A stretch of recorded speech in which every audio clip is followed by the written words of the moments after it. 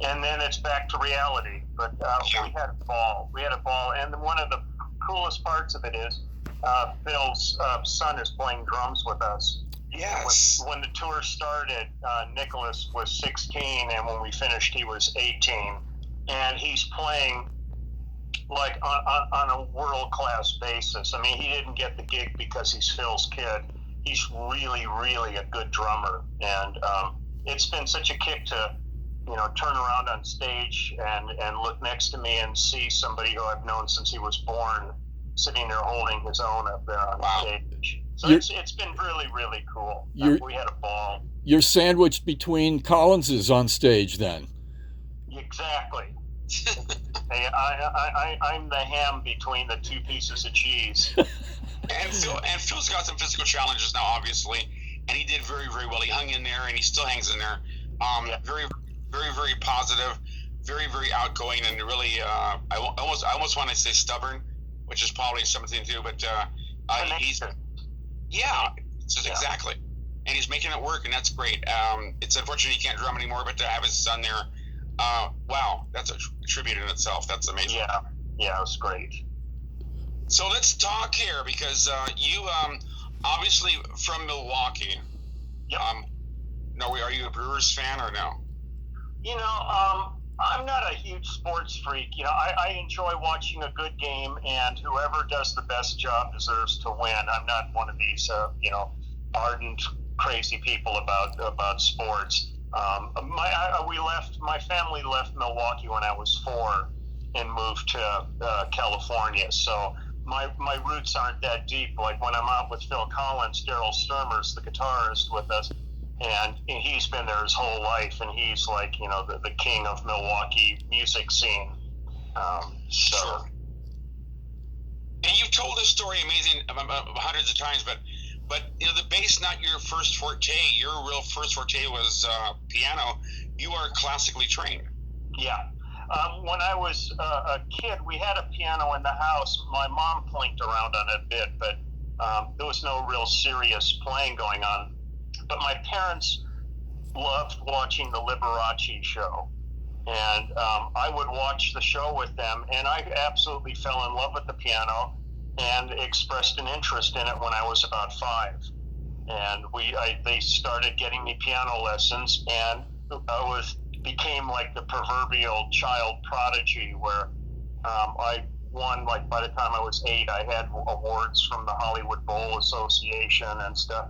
And by the time I was 12, I completely lost my mind, and I was singing and drinking and everything.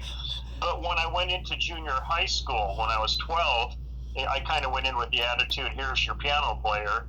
And Theodore Lynn, who was the music teacher at Birmingham Junior and Senior High School where I went, in Van Nuys, he said, look, we got a ton of piano players. We need a string bass player. And he pulled an old K upright out of the back room and put it in my hands, and I put it against me, plucked one note, and said, sold. I just thought I fell in love with just the vibration and just the feel of the instrument. And he gave me rudimentary lessons on it, and I joined the orchestra and the jazz band and all that stuff. And it was great. It just changed. Knowing this man changed my life, and I was really grateful to hook up with him.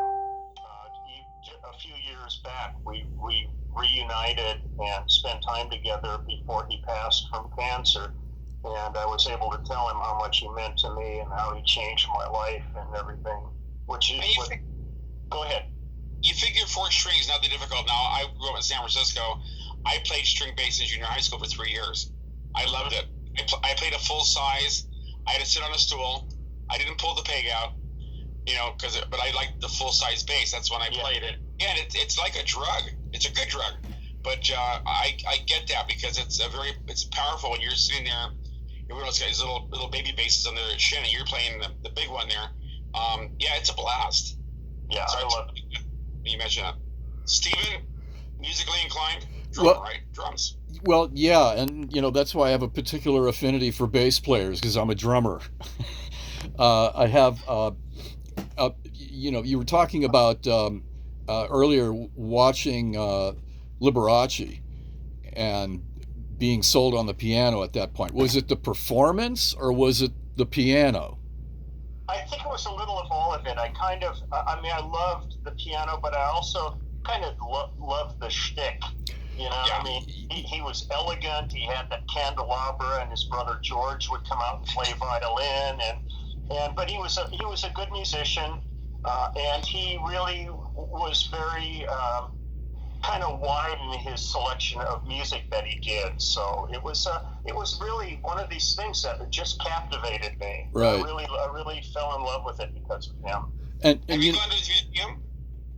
No, I haven't. But the weirdest part of it is Liberace was also from Milwaukee, and I started out falling in love with this. And then a couple of years ago, I was inducted into the Wisconsin Music Hall of Fame, which Liberace is also in. So I've kind of gone this weird circle through all of this tied to Liberace. well, you mentioned the first plunks on the bass. Just kind of got you. I understand that, and I think I understand where Mike is. It's a very visceral feeling. It goes right through you. It vibrates your bones. It vibrates your soul. I remember the first time I heard. I stuck my head inside when I was a kid, inside a jukebox that actually had a Seaberg jukebox. It had like a 12-inch woofer speaker, and I heard bass sounds that you never heard on a transistor radio, and that was a revelation to me.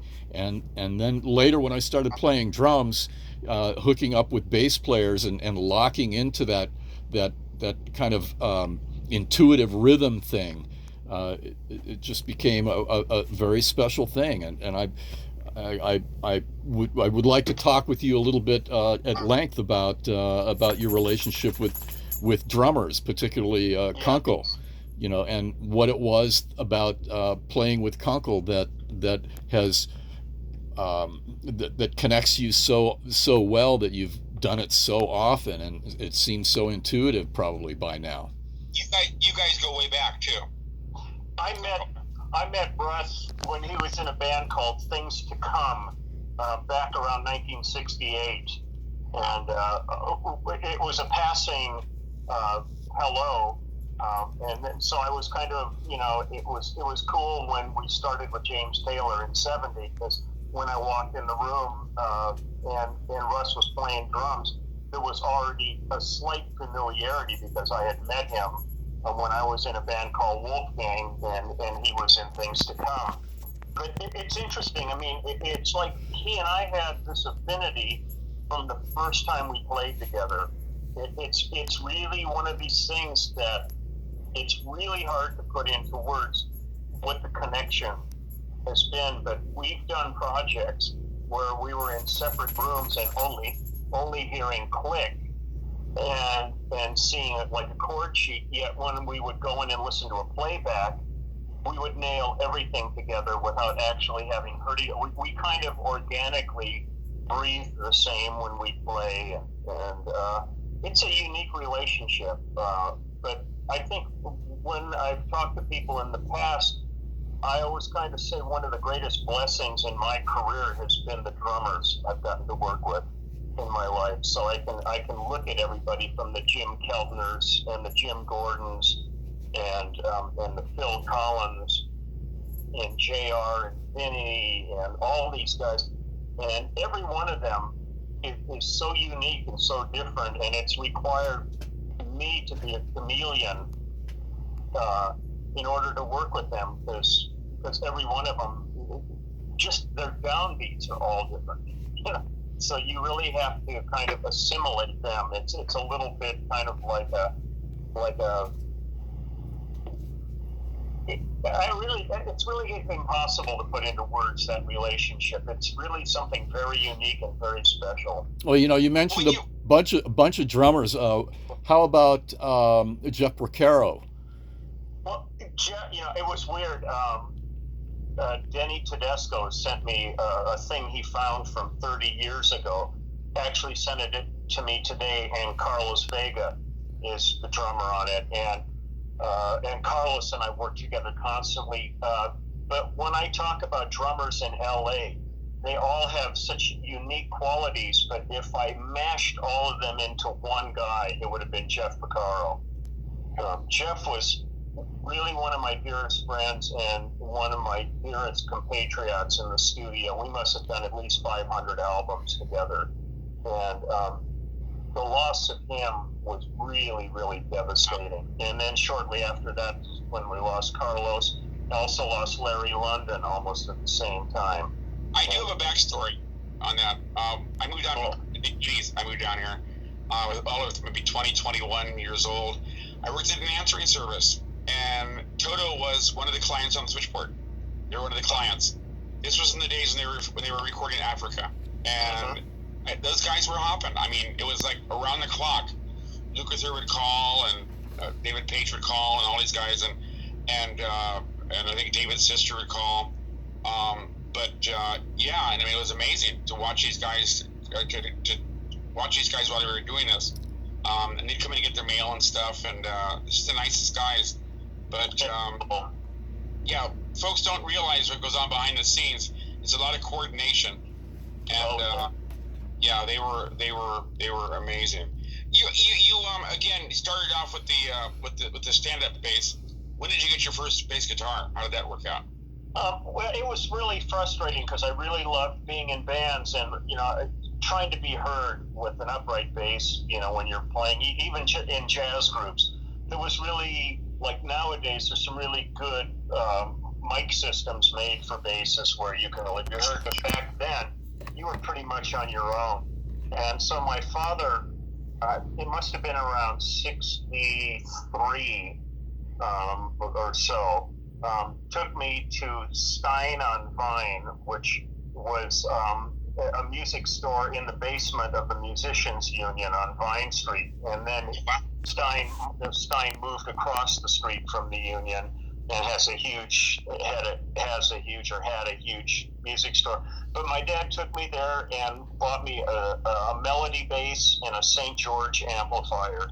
And that was my first foray into electric, and all of a sudden I really felt viable because I could be heard, and that was really a game changer for me. I mean, I did both because I still went around and played jazz clubs, and I was kind of fortunate that coming from Eastern European stock, Russian, Polish stock, I started shaving when I was really young, so every summer I would grow a goatee or an iron jaw or something so that I could go play in adult clubs and wouldn't get carded or anything like that. So I was playing the Lighthouse and joints like that, jazz clubs. Right, and, Hermosa Beach, yeah. Great. And your parents are musically inclined as well, correct?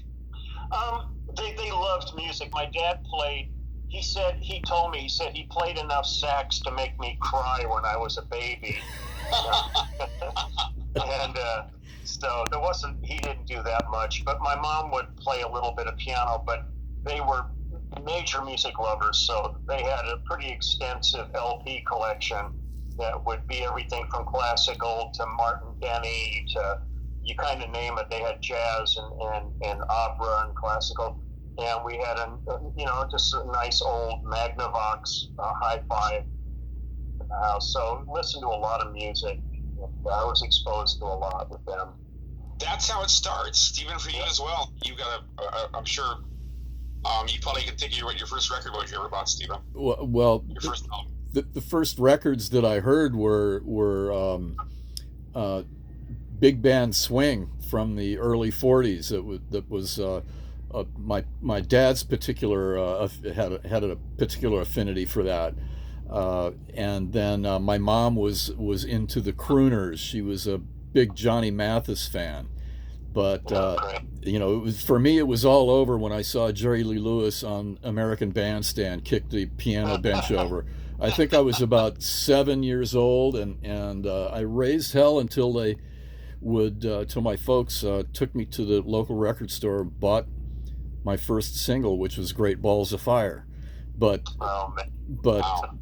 that's a whole other story. But My folks were very supportive of my musical inclinations and inspirations, and where the twain actually met was the Beatles. Yeah.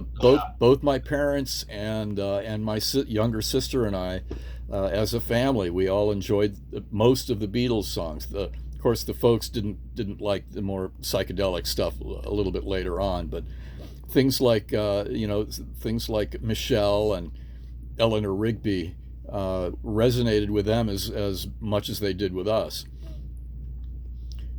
But They had a profound impact on everybody. I mean, it was really remarkable. I was like really kind of a classical snob on a certain level, and remained that way until the Beatles hit, and then all of a sudden it kind of twisted my head around too. right, yeah, I'd been taking jazz drum lessons for 2 years, and then Ringo came along, and everybody thought he was the greatest thing since sliced bread, and I knew otherwise. But he was the right drummer for that band for sure.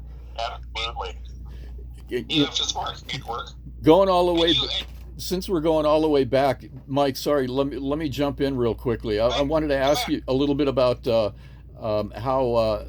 the section came together. You had mentioned, working with Russ early on with James, but then where did Korchmar and Durkee come into the picture?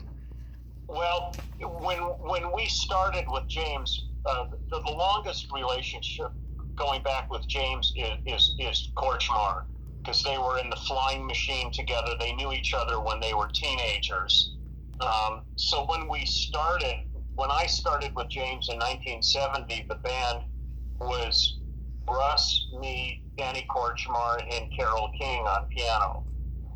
And nobody knew about Carole. I mean, she was a fine pianist for this music, but her reputation as a songwriter, a lot of the people James was playing for weren't aware of the fact that she had written, like, she was a hugely successful songwriter at 17 years old, working in the Brill Building with Jerry Goffin.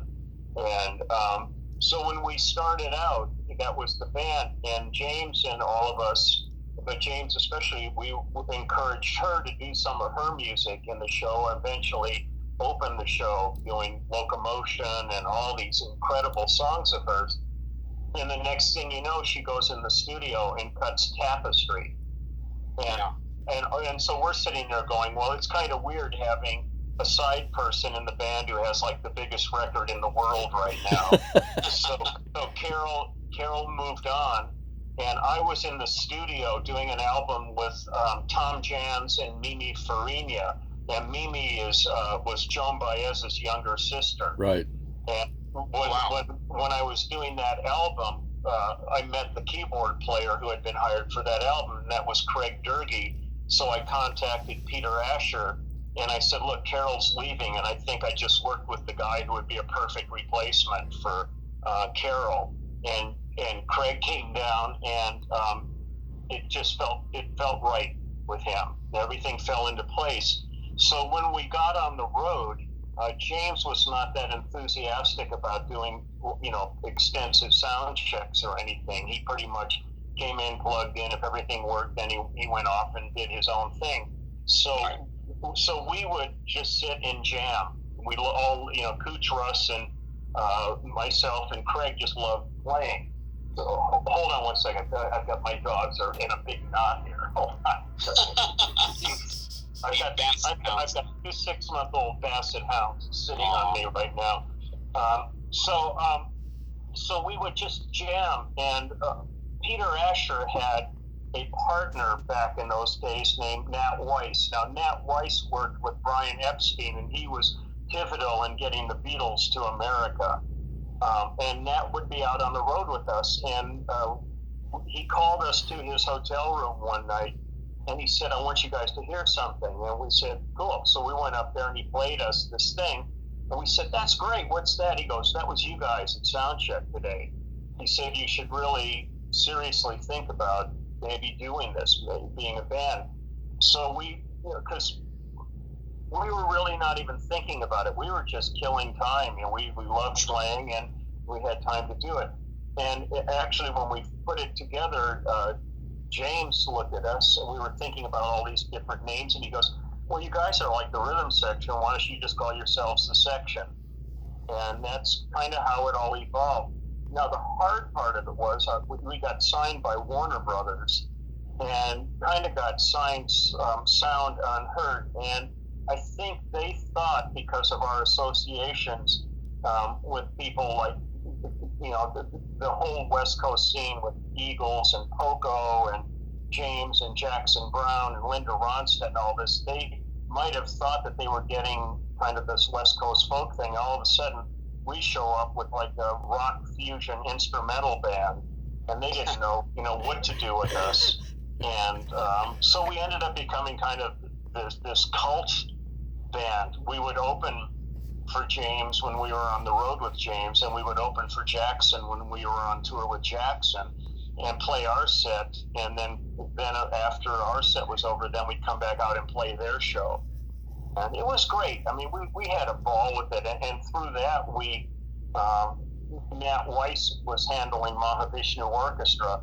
So they put us out on the road with Mahavishnu Orchestra as their opening act, which got me to be friends with Billy Cobham. So when Billy got his record deal, he called me up and he said, I'm making a record. Would you like to come to New York and work on it with me? And that's how we ended up cutting Spectrum. You and James Taylor met in college, right? Yeah, I was in college. He wasn't. It was when I was in college, but we weren't in college together. But I was in this band Wolfgang when I was in college, and this all gets so convoluted. The drummer in our group was named Warren Pemberton, Bugs Pemberton. Now, Bugs was the drummer in Jackie Lomax and the Undertakers, who were rivals to the Beatles in England at the time. And Bugs was English, but he and Bryn Howard was one of the guitar players, moved to Los Angeles. So we had a house, and we would rehearse all the time, play all the time. And one of Bugs' friends was a guy named John Fishbeck. Now, John Fishbeck owned Crystal Recording Studios in L.A., and he produced and engineered all the early Stevie Wonder stuff, Songs in the Key of Life and all that. And he would come and hang out at our rehearsals. And at one of the rehearsals, he came with an old friend of his who turned out to be James Taylor. And James had just gotten back from England, where he had done he was the first artist signed to Apple. And so he was hanging out, and he played us some of his songs like Country Road and some of these things. And we thought he was really good, but we were a hard rock band, and it wasn't our thing. But we ended up actually doing a hard rock version of Country Road. So when James got offered the gig to play at the Troubadour the first time, he remembered me from this rehearsal, and he told Peter Asher, and they called me and asked me if I was interested in playing this gig. And basically, I'm still on that gig. Sure.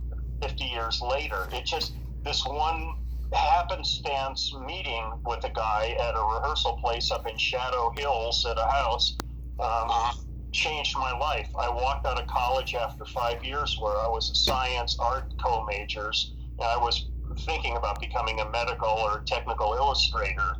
And next thing I knew, I had all these credits and all these years, but no degree, and I ended up hitting the road. And did you have any idea how big James was going to be?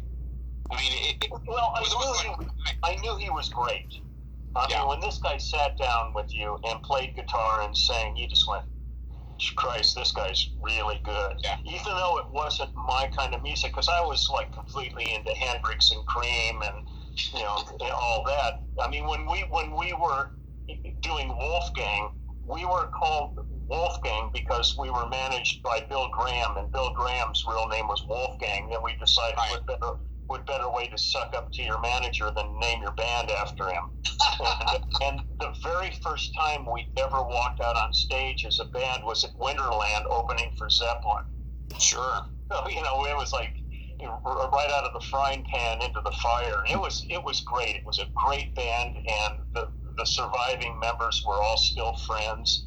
But It's But been, with, it's been good. with James was like the perfect storm. I mean, he was like, it was ready for a change in what was going on musically, and James was kind of like the cat who was really the perfect guy for this position.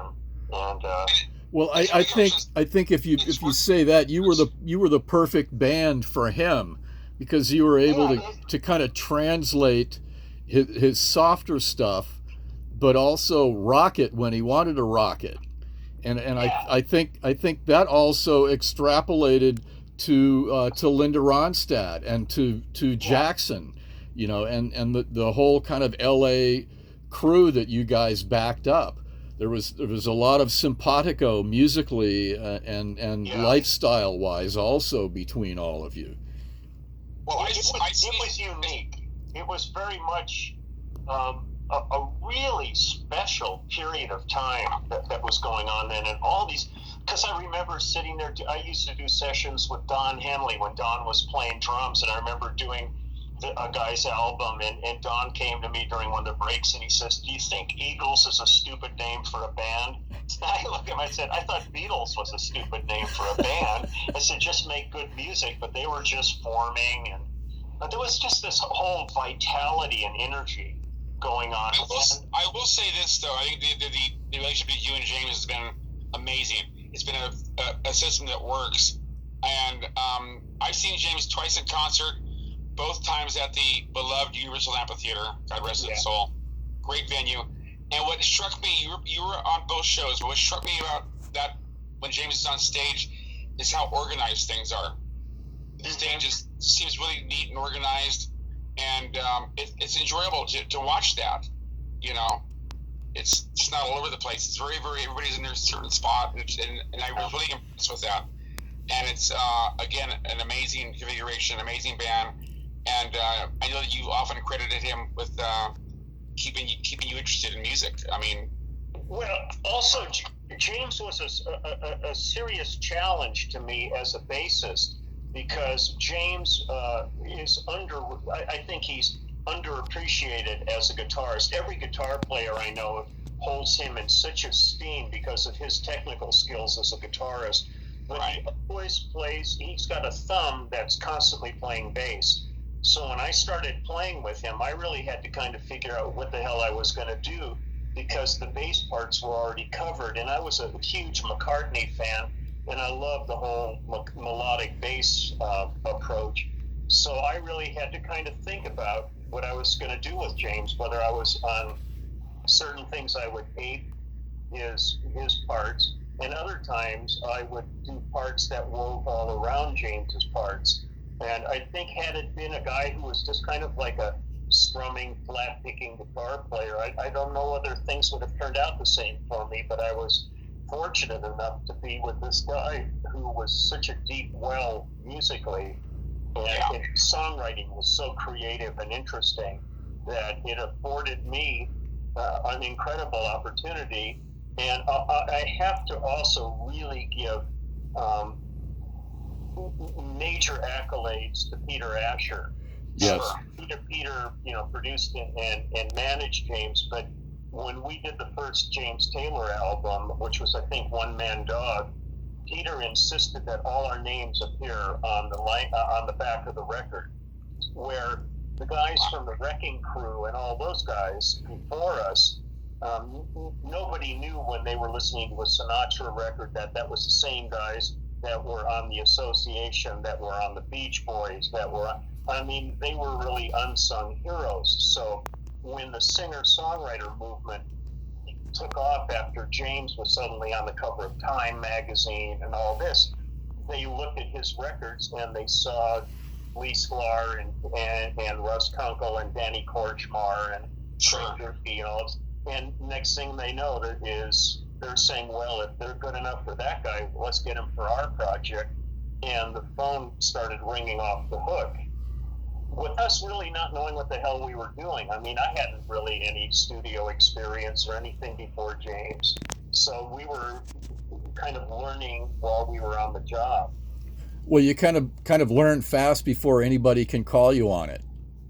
Yeah, Exactly. And you also, if you don't know what you're doing, you certainly don't let them know it. Exactly. My favorite quote of yours, by the way, Leland, I heard this before, that you're not a noodler. You will bring in maybe two instruments at the most and get it done. You don't want to bring in bring in a load of equipment into a studio. You bring the one tool for the job and you get it done, which is great. Well, yeah. I mean, if I know I have to have a couple of different basses or something, or if I need some pedals, I bring things. But I'm pretty focused on things, and I also have considered in almost my entire musical life, I'm a song person. I'm not like a jam guy or anything like that. I really love to listen to a great song and then figure out how I fit in it, and figure out, I love crafting parts for songs. When people say, "Oh, come down to the club and we'll just jam," I kind of go, "Yeah, well, whatever." I mean, it's not one of those things I do with great enthusiasm. But boy, to sit down and have somebody like James pull out his guitar and play Millworker or something like that, and then you listen to this and you're trying to figure out, how can I contribute to this and make this better, or justify my reason for being involved in this. That's when I come musically to life. And then the next level is when the red light comes on. I love recording. And to that point, whether it's James Taylor or whoever it is, you're in there. You're actually part of the band. Yeah. Well, it's one of those things that I always look at. Every gig I do, every time I get hired by somebody, I've joined a band. I don't treat it like I'm hired help. I really feel like, even if I'm only going to see them for one day, I treat it as though I'm part of this band and this project, and I want to walk out of there feeling that I've done the best job I possibly can. Now, I've gone through periods where you go, God, I wish I'd have been in a hit band. I mean, and I always kind of throw out somebody like Flea, and I go, man, all the guys ever had to do was Chili Peppers, and that's not to denigrate Chili Peppers at all. But, to be in a band and just do your own music and refine your own stuff, where I've had to join like hundreds and hundreds and hundreds of bands throughout my career, and go through different genres and styles all the time. Now, to me, it's exciting and exhilarating, but it's also it's an exhausting, being a studio player is an exhausting existence, because you also show up at the studio and you don't have the luxury of not feeling it that day. Or if you had your band going, you could go, hey, it's just not happening today. Let's get a pizza and maybe go see a movie, or just come back tomorrow. You don't have that luxury as studio players. You've got to come out with product at the end of that day. You got to bring it right then. It's a lot of pressure. Can I, Mike? You don't mind if I toss in a couple of studio questions here, since we're in the studio? Who's your favorite producer? The guy that orders lunch and puts down his plastic. Perfect. That's exactly what I thought you were going to say. Yeah, I mean, there's been so many different producers. I mean, there's, Peter. I mean, I loved working with Peter Asher. Peter was really great. He's very intuitive about songs, and there's been quite a few that I've really enjoyed working with over the years. Now, engineers. For the most part, I think the really great producers really know how to put together the right band, and then they sit back and throw out their ideas and stuff when they feel, but they kind of let the band go with it. No, there are. You mentioned early on your classical background. Then section was kind of jazzy, fusion, and then you got involved with some country rock a little bit later on. I know you've done tons of sessions with country people like Susie Bogus and Reba McEntire and Dolly Parton and Christofferson and George Strait and all those guys. But I wanted to ask a little bit about the country rock beginnings, the beginnings of country rock, because I think you were kind of there at the beginning of it. That would be Poco, Eagles, and even maybe some Birds a little bit in there. Burrito Brothers. Burritos for sure. Yeah. And then later on, you worked on Gene Clark's No Other album in Yeah, I'm 1974. so thrilled that that is suddenly being reissued and given a new life, because that was such a unique album and kind of just disappeared on the wayside because of a lot of reasons. What was And what was people were just talking to me today when I was at work today, saying, "Oh man, I heard some stuff from No Other. It's unbelievable." what was so unique about it? And you were in Well, for, from your standpoint. I mean, from our standpoint, we can think of, but from your standpoint as a player and a musician, what was really unique about the sessions, the musicians, the project, Gene? What was really yeah, it was a little of all of that. I mean, it was really kind of almost an experimental album on some levels, because there's one, I haven't heard it in a long time, but one of the tracks on there, I think I've got 6 basses on the track. I was layering all kinds of parts and stuff, so they didn't have to do any other overdubs. Some people said, we thought those were strings, and then we realized it was the bass. We thought that was a guitar lead. No, that was another bass. And but one of the funniest moments of the whole album was we did it at Village Recorders, and it was a tough album. But like Jesse Ed Davis was on it, and some a really interesting cast of characters. And Gene was really amazing. And I was a huge Birds fan, so it was really great to get to work with him. But Cocker was working in the next studio, and Cocker was it was back in the days when he was, kind of raving, and he came into our studio, and I don't remember which song it was that we were doing, but it was one of these things where we were all, as we were doing it, kind of looking at each other going, this is the take. I mean, you just had a gut feeling this was the one. And Joe had come into the control room and was sitting behind the console, just bobbing back and forth, totally into it. And just in the middle of it, slams his hand down on the talkback button and let out one of those Cocker screams, blowing our headphones off of our heads. Gene's breaking down the vocal booth to get to Joe to beat the crap out of him. Joe's people drag him back to his studio and lock the door so Gene can't get in. And we listened to the tape, and you would have sworn somebody just took a razor blade and sliced the tape. The cut, when that scream hit, you couldn't hear the scream, but we all stopped instantly. It was so alarming. Oh my God. It was just one of those things you just go, wow, this is just nuts.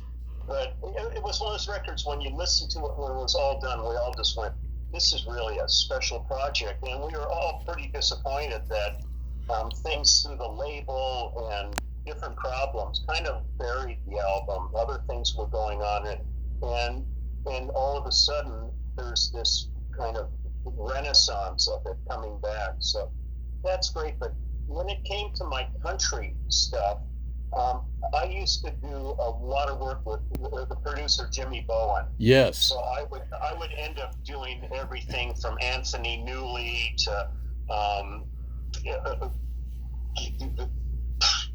I mean, all kinds of Dean Martin. You sort of name it. I mean, he did all that stuff.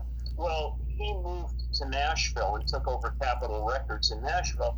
And he called me and he said, would you have any interest in coming down here and doing projects? And I said, oh, I'd love to. This was around 1980, I think.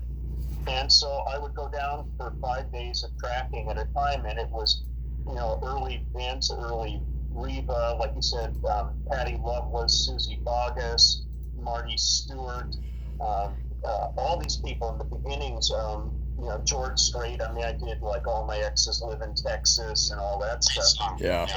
And I became, I would go down like every few weeks and do another album, and I ended up probably doing about, 300-400 albums in Nashville, and never wanted to live there. I'm a West Coast guy, so I wasn't about to live there. Plus, guys would ask me, they would say, how come you don't want to move to Nashville? And I'd say, I might consider if you can learn how to make a left turn. Because you go down there, and these knuckleheads cannot figure out how to make a left turn. Like when the the arrow goes off, you can still go if there's a green light, but they just sit there, and I just pisses me off. So I did about 10 years of albums down there, and then got really busy, back in LA, and some of the producers like Jimmy were retiring at that point. I did a lot with Tony Brown, and I also did a lot of contemporary Christian, like Stephen Curtis Chapman and Second Chapter of Acts and Avalon and all these groups. I think they had hoped to heal me, but that never worked. Yeah, I was gonna say. Well, when we started, you guys, you were talking about wrapping up sessions with the immediate family. Yeah. It's like a full circle thing with some of the section guys now. So you have a new project. Tell us a little bit about that. Danny Korchmar got a record deal with a label called Vivid Records in Japan. And when it came time for him to go in the studio, he thought, well, why don't I just call all my old friends and have them come down? So we got Jackson Brown's studio, Groove Masters, in Santa Monica. And Cooch had moved from New York back to LA. And he was living near a guy who I had worked with before named Steve Postel. And they were living near each other, and they hooked up and started doing some writing together and some gigs together. So Steve got involved with it, but then Russ and myself and Waddy Wachtel came in, and we did that album, went to Japan and toured over there with it, and then started getting interest here and started doing gigs here in LA. And a week ago, we were in the studio and ended up cutting 17 tracks for a new album of all new material. But we told everybody that at the time, we were a cover band that only plays originals. I mean, it was like, because Cooch had written songs like Dirty Laundry and All She Wants to Do Is Dance and Machine Gun Kelly. And Waddy was deep in with Zevon, so he had done like Johnny Strikes Up the Band and Werewolves of London. Yep. So we were doing all these songs the way the guys heard them in their minds rather than the artists that did them. And now we've written a whole pile of new material, and we've got the new album being finished up, and then we're going back to Japan. We're doing a rock cruise with like Roger Daltrey and Roger Hodgson and a bunch of people going, I think in February, from Fort Lauderdale to the Caymans. It's one of those, cruise ship things. And actually, one of the most exciting things is Denny Tedesco did the movie The Wrecking Crew. Yes. As an homage to his father. Well, Denny Tedesco is now making a movie about us. Good. And they've done a ton of interviews, and they came and filmed us at Les Paul's Iridium in New York, and we're going to start doing our own parts of the movie soon. But it's really it came out of the blue. I mean, Denny is a dear friend. I worked ton. It was a very strange experience for me. In 1967, I was in a band called Group Therapy, being produced by Mike Post, and we did our album at United Recorders, which is where I was today. It was the first studio I'd ever been in. I still go there and work and freak out.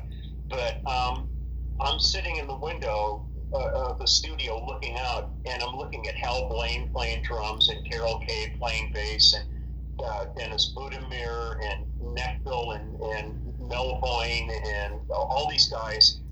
And I'm thinking to myself, they wouldn't let us play in it. We only sang on our record. And I'm thinking, I could never do this. And 3 years later, I was working with these guys every day. So when the Wrecking Crew movie came out, Denny and those guys would have me come, as I was one of these transitory players who worked with those guys, but then was part of this next movement. And so it's a trip now to suddenly have them making a movie about us. I'm sort of sitting here just going, wow, this is quite a trip. Well deserved, yeah, well deserved. I'm gonna back up just a bit. How did Jackson Brown find you? I can't remember who called us, but the weirdest thing was I remember when I got the call to do the session, we did it at Crystal Recorders with a producer named David Orshoff, and in my mind, I assumed he was going to be black. I mean, a name like Jackson Brown just did not sound like a skinny little white guy to me. So we showed up, and as soon as he pulled out his guitar and started playing his songs, we just went, "Oh man, this guy's good." And but I don't remember who actually made the call to get us there, because we were going around the clock. I mean, it was really the most kind of golden age, fertile period. So it was just like on and on and on. And I feel really so fortunate that was the period I ended up getting into.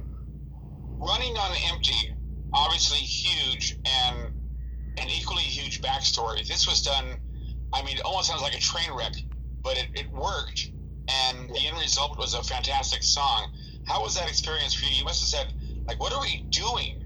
I mean, well, the thing was, we were on tour, and we had Greg Lagania with us engineering, and we had a remote truck, and it was almost like the album was incidental to the touring, because we were just doing our gigs and they were recording it all, but we weren't really thinking about this as though we were recording. We were just thinking about we were on the road doing a tour.